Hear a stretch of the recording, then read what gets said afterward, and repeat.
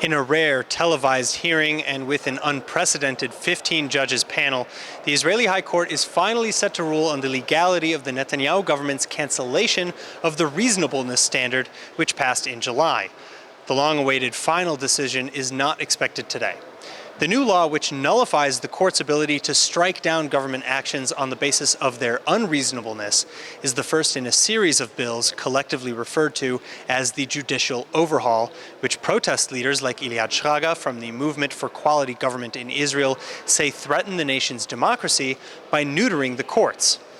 But despite the rhetoric and the months of continuous protests, Chief Justice Esther Chayut is saying that there needs to be a quote-unquote clear mortal blow to democracy to justify striking down this basic law.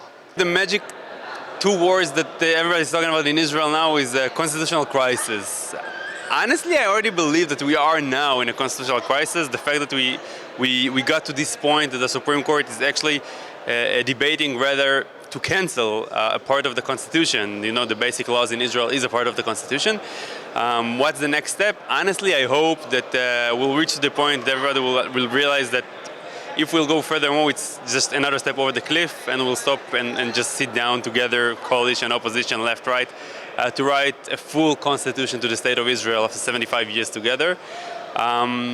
Probably we're going to go a bit lower before, but I think that that's the only solution. According to the reactions of the judges, I mean, I believe that you can see it once you are there in the hall.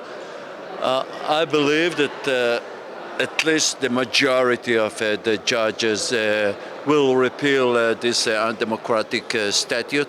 This is, just my feelings.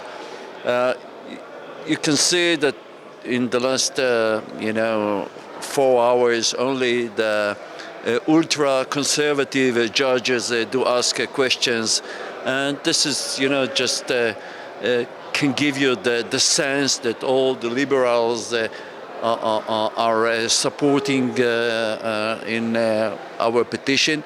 It's a very interesting hearing. I think the longest that I've ever been in the Supreme Court,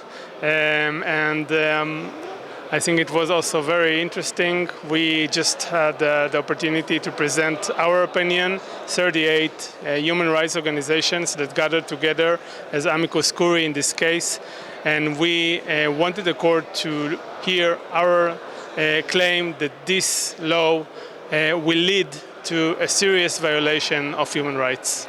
We have no any intention to give up, to surrender. I mean, we are gonna fight till the end. And the end, in my point of view, it's not just, to stop this regime coup.